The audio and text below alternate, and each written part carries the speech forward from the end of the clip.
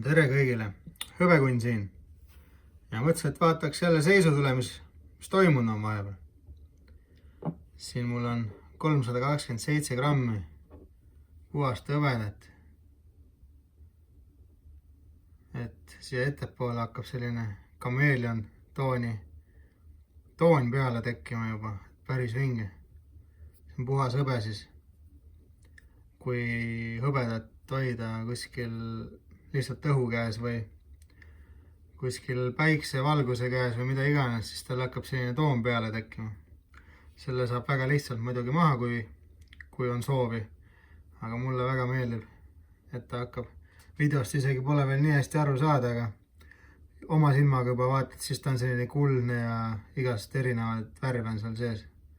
Aga väga vinge igastahes. Aga millest ma täna rääkida tahan, on see, et vaataks äkki üle kõigepealt kulla hõbeda hinnad. Et üks unts hõbedat hetkeseisuga 73 eurot ja 60 senti. Saate aru või?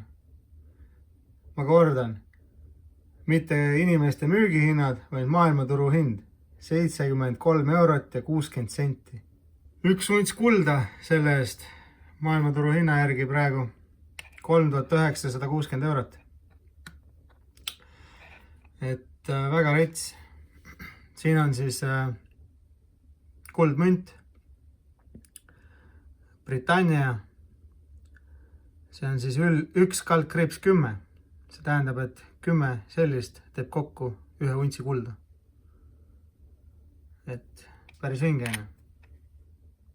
Ja Elisabeth siis taga. Mis veel? Näitan mõnda münti teile. 5 eurot. 50. juubeli puhul kunagi välja lastud. 2008 lausa. Et jah.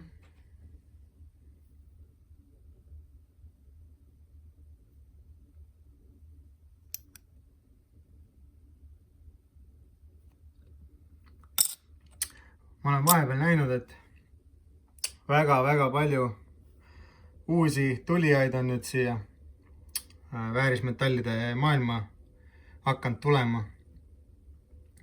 Ja nagu ma teile juba aastaid tagasi rääkisin, et kui selline asi hakkab juhtuma, siis lähevad hinnad väga kõrgeks.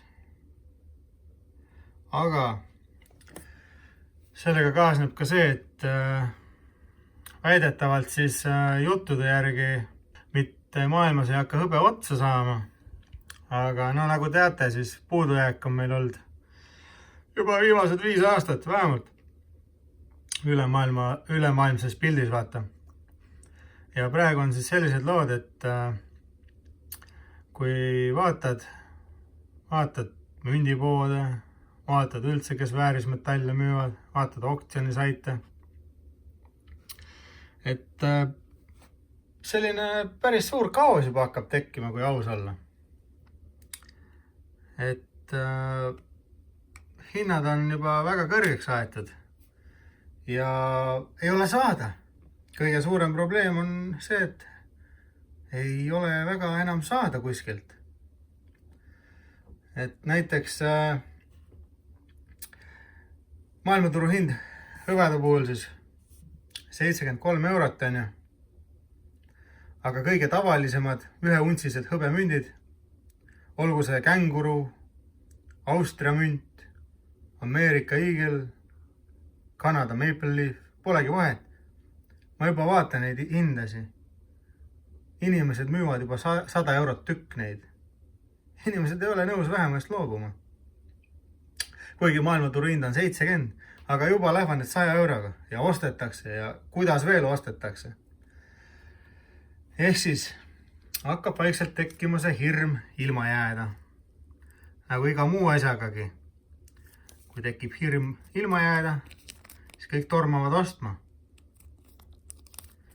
Ja kõik ostma tormavad, siis pole ju saada või lähevad hinnad liiga kõrgeks. Aga kõige selle kohta ma ju hoiatasin teid juba aastaid tagasi, et see tuleb ja see hakkab juhtuma. Ja näed, juhtubki. lisaks see oli ka ammu teada, et väärismetallide hinnad olid liiga madalad. Ja kui kõiki inflatsiooni ja sõdasi ja raha printimise arvestada, siis mõistlik olekski olnud, et väärismetallid ükskord peavad ju tõusma hakkama.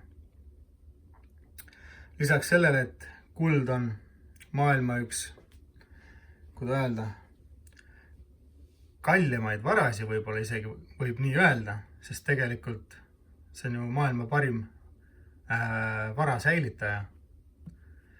Sest seda on alati kokku ostnud omale krahmanud kuningad ja igast maailma suurimate riikide pangad on seda hoiustanud. Et kui asjad lähevad halvaks ja paberraha pole enam midagi väärt, siis kuld hoiab teie vara väärtust, kas siis suure tõusuga, aga kui te kunagi hiljem seda ümber vahetate, saate tollele ajale kohaselt vastavalt siis raha, mille eest kaubelda. Aga vähemalt, kui te hoiate seda paberit, see ju langeb iga nädalaga, iga kuuga. Te näete, et teie raha ostab ainult vähem poes. Siin sai jälle soetatud juurde üks kuldmünt, maapäevale pühendatud. Et olen neid ka kunagi videodes näitanud, aga siin tuli hea pakkumine. Sai üks juurde ostetud. Mis veel? Sõjad, jah, sõjad on käimas. Iraanis meeletud meeleavaldused seal. Et kui Iraani rahvas saaks oma riigi taas üles ehitatud nii, nagu see oli 6-70-ndatel, siis sealt võib täitsa asja saada, sest kunagi oli ta väga normaalne riik. Inimesed sõitsid Ameerika, Inglismaa autodega, naised käisid lahtiste juustega. Kõik oli selline nagu western, tänapäevane, nagu meie oleme harjunud. Ja siis, kui tulid naistele need rätid pähe ja igast muud asjad, kui seal keegi võimule sai, siis lastakse, tapetakse inimesi. Praegu on juba tuhandeid meeleavaldajaid lihtsalt maha lastud tuima näoga. Naised vägistatakse ära, lastakse maha, kui pole rätti peas. Ja sellised lood on seal Iraani kandis ja nüüd miljonid inimesed protesteerivad, tahavad sellest valitsusest lahti lõpuks saada. Eks näha ole, kuidas see läheb, aga ka see paneb väärismetalle järjekordselt ülespoole liikuma. Sammuti USA ju seal Venezuelas sai maailma kõige suurimatele naftavarudele ligi, varastades Venezuela presidendi ära. Ja nii on, kõigest poole tunniga või kaua ta seda tegi. Ja järgmiseks lubab siin Greenlandi endale saada, mis kuulub Taanile. Et sellega on sellised lood, et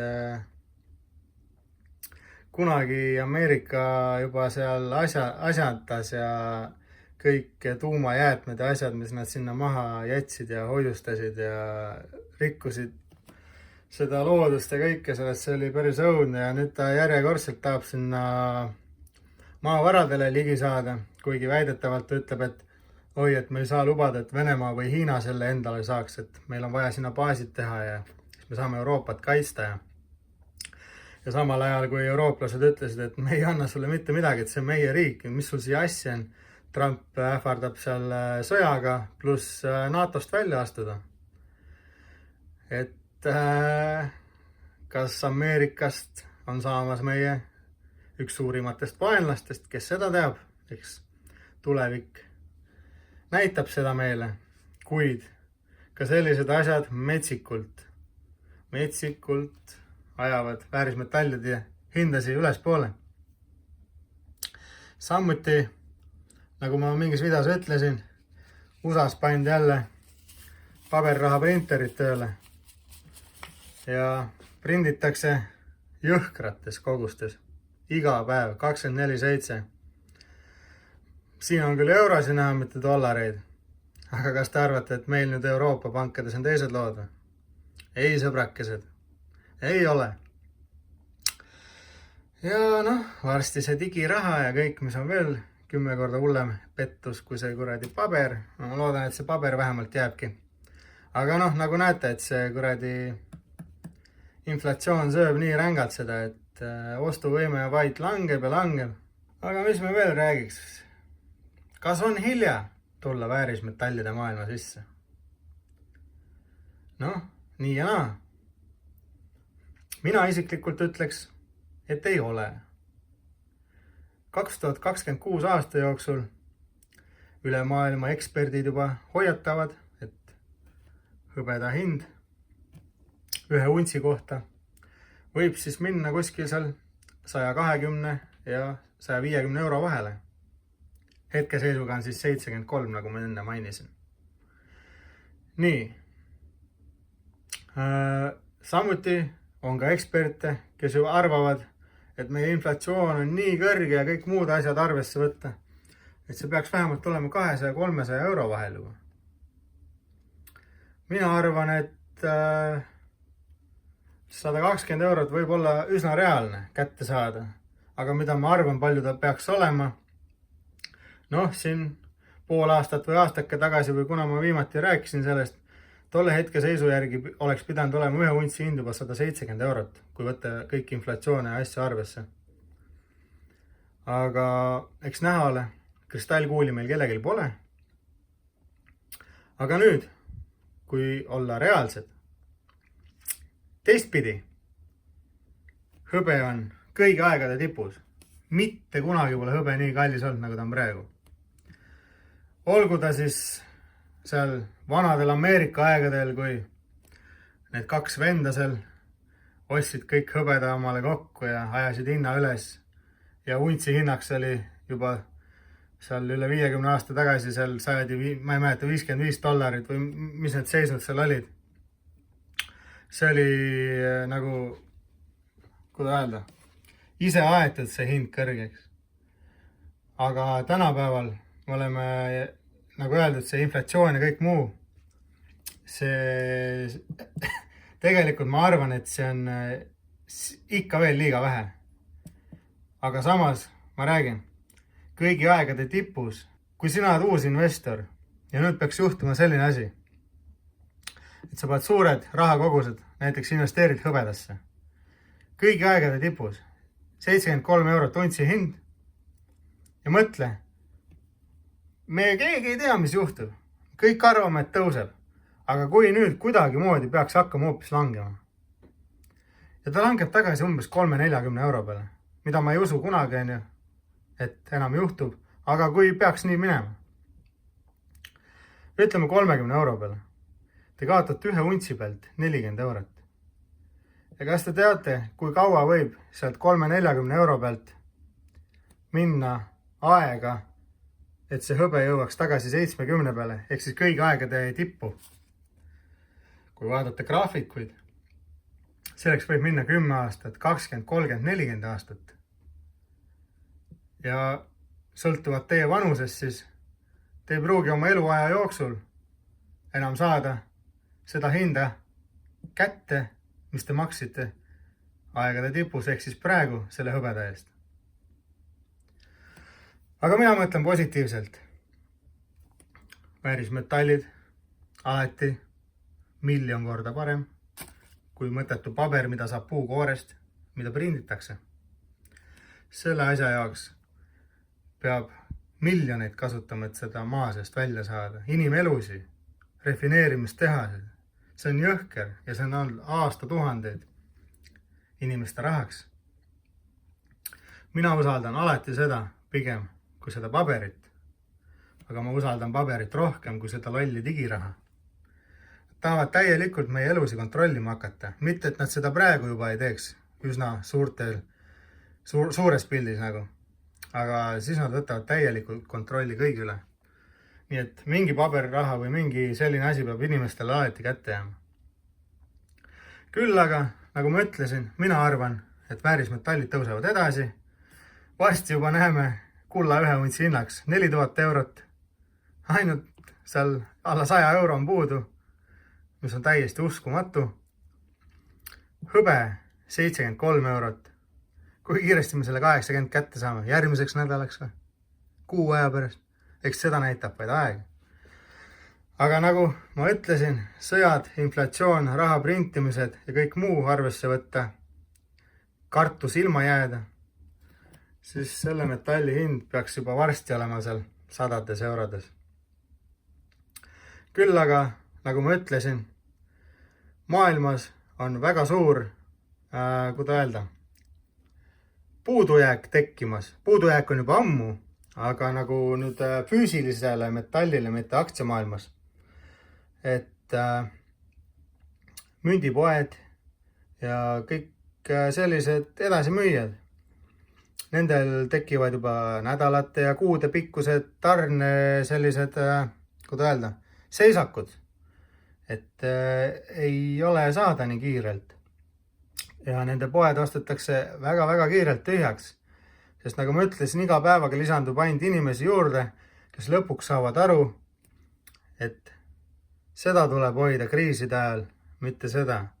Sest see kaotab ainult väärtust, aga füüsilisel kujul see hoiab teie vara väärtust ja lõppkokkuvõttes, kui on uuele rahale üleminek, te saate tollele rahale vastavalt siis summad oma väärismetallide eest, kui on vajadus müüa.